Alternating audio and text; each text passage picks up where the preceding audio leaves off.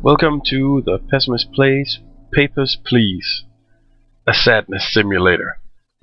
I am, as you might have surmised, the Pessimist, and I'm going to be playing Papers, Please, an indie game by Lucas Pope, which is a very interesting game. We should get into gameplay right about now.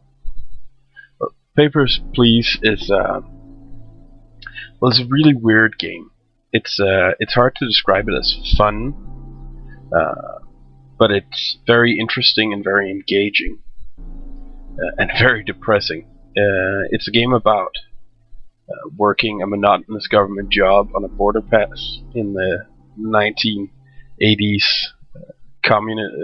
Soviet Union, and it's suitably depressing, and a lot of the graphics all the graphics really have a tendency to enforce this imagery. Also, as you can see from the titles, it's very heavy and blocky. I did try earlier to record one where I tried playing with endless mode, as you can see down there, but it turned out you had to unlock endless mode by playing the story. So I decided to play a new story game, as you can see. I already played a little bit, so I know the game. I did terribly in the first game, and I probably also will in the next time we play this. But as you'll see, the first 3 days which I choose to play, it went quite all right. So here's the intro to the game. You've been pulled basically like jury duty, that you have to do this job, this crappy job on the border, and you've been relocated to the same place. It's the game is sort of a family management game besides managing the border crossing, and you have to juggle your budget. But here we go into to some of the gameplay, and I'll talk about building more family thing here. The gameplay is pretty simple in the beginning. You have to make sure that everyone who comes in is from your country in the beginning, and so you have to recognize their passports and see if there's anything wrong with them. In the first mission, there aren't any sort of errors to find, other than if the passport is other than your real thing. You have to follow the rules set down in your little notebook, where there's a handy registry of every nation's passport and everything you need to know about these places. You can see the first passport we get is obviously to familiarize yourself with the system. It's one you can approve. So it's quite simple. You have those two choices in the beginning, and that's it. You see the flavor it's all monotonous colors, which sort of enforces the theme. See, here we get one that's not from our nation, so we can just deny it outright. This changes throughout the game as you get more and more papers you need to consult, and it becomes harder to see if something's wrong. It can be small things, such as just one letter, the significance of what gender the person is, can tell you that they're not allowed to get that they've done something with their passport. Sometimes it's honest mistakes, like people who haven't got the right papers because they weren't informed about changes. So it's kind of it's very interesting. As you might have noticed, I've sped up the game a little bit, so I might get a little bit ahead of myself sometimes, but sometimes I might fall a little bit behind. And as you also can hear, there's none of the game music, because I'm using ezvid, and I don't really know how to record game music, so I just picked some music from the program to play in the background if I ever fall too quiet, which there should be no danger of. I also read up that a lot of these names are from people in the beta, which I think is kind of cool. I guess some of the names are also just made up, but yeah. The first day is very, very straightforward. It's just pass and fail, basically. And yeah, there was some bug there. Normally you see them walk off, but you didn't this time. Here's the family screen. Here you can see you have a lot of things to pay for, and have 4 family members who can die. In my first playthrough, everyone except my wife died. And I'm right now. It looks like everything's gonna be alright, but as you can see, I have $25 to spare, which is really a lot in this game. But it's quickly gonna change. I survived the first 3 days, as you'll see. But I do think in the end we're gonna end up with a whole dead family and everything. So it's very depressing. But here you can see we've got the option of inspection software. We have some things that we need to check that they fit in. That's the button down there that I'm trying to show you. And now I have to check a lot of things, like if the cities are correct. I can basically check for discrepancies, which is very important. And in this passport, there are no discrepancies. It's just as it's supposed to be. It's not always. This is easy that you get the first one. It's not always the first one who's straight up. Sometimes they fuck with you a little bit and give small changes. See, again, this time I wasn't sure from the picture. Oh yeah, I saw that the expiration date. It's too old, and that's sort of one of the things you have to look out for. It's little things such as small numbers you have to remember. There's a lot of things you have to keep in your head at all times, and it can get really confusing later in the game. Right now, it's not too bad. And here you can see the picture doesn't match Guy. So you just tell them that's obviously not you. Then they lie to you, or perhaps they're telling the truth. You don't have the option to find out right now. Right now, you basically just have the option to tell them to fuck off, and well, that's not very nice, really, is it? See, the tone of the people who come change a lot. Sometimes they're very positive, sometimes they're negative, sometimes they don't say anything at all. But the thing is, there's a fine balance in this game about being thorough and being quick. If you're quick, you'll have more money by the end of the day, but you might also make more mistakes, which will lose you money by the end, and that means that you'll end up with, well, your family will start dying because you don't have resources to take care of them, and then but if you aren't thorough, you might look a lot of... Oh yeah, here's another feature. There's a recurring thing with this brothel. At first I thought it was a strip bar, but from the dialogue from the people who give you these flyers, it's pretty clear that it's prostitutes.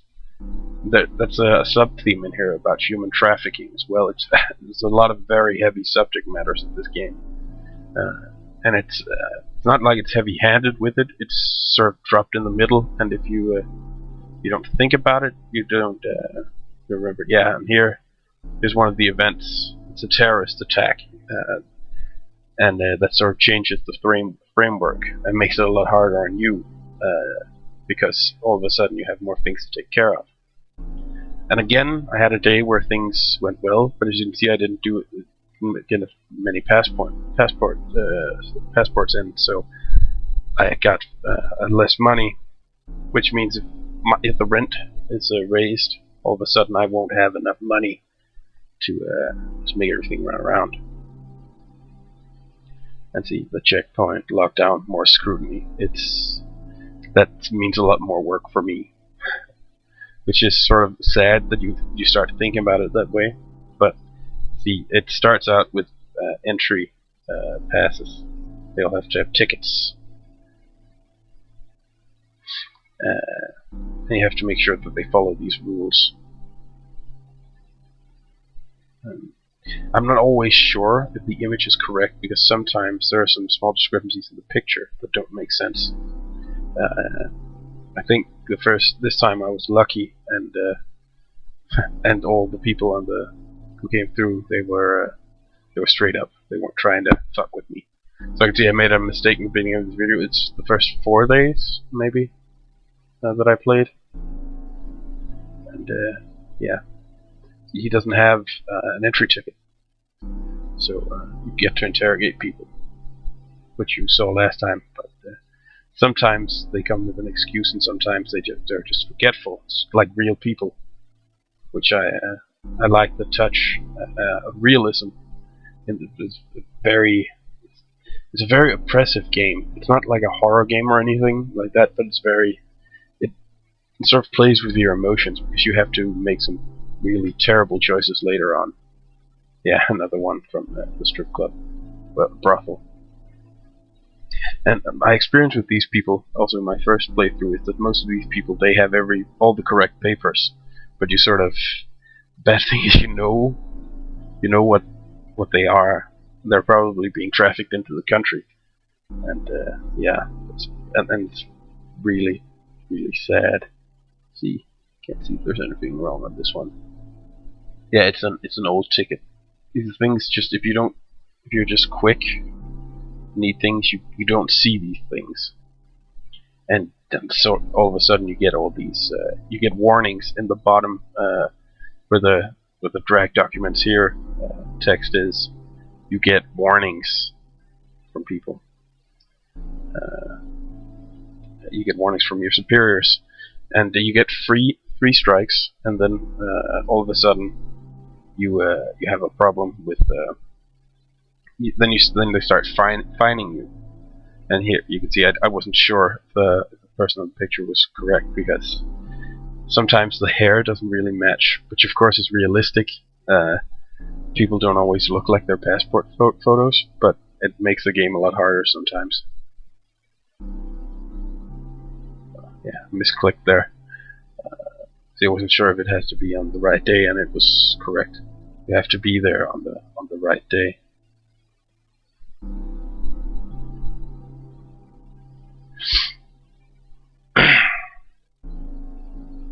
And there's all these. There's a lot of flavor in this game, and I like that. It's obvious that Lucas Pope has put a lot of thought into this game, and it really shows. There's nothing in this game that seems misplaced or ruins the tone or anything. It's very thematic, which I like. Oh yeah, this guy, he's a lot of fun. He basically tries to fudge himself into the country, and he never ever has any of the right documents. In my playthrough, he showed up a lot of time. So he was great fun. It always makes me chuckle when he shows up, because he's gonna show something obviously fake.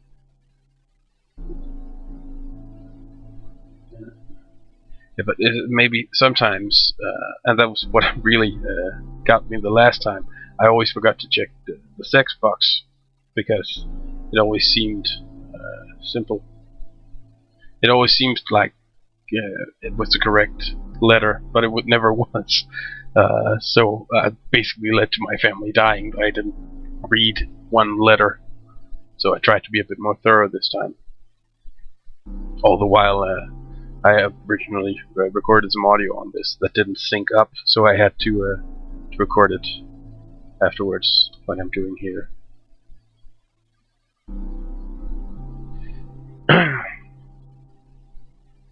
It's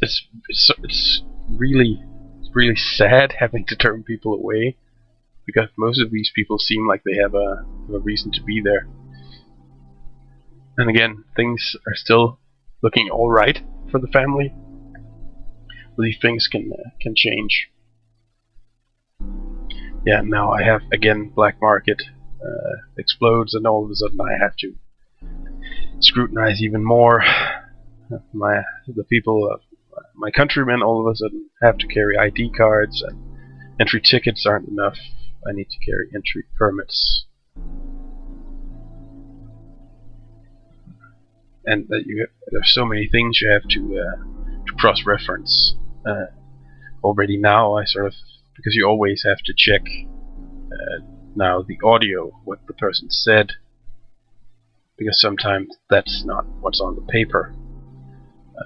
Sometimes, apparently, but I haven't seen this yet, the seal at the top of the entry document isn't correct, and sometimes they try to fuck you over with that.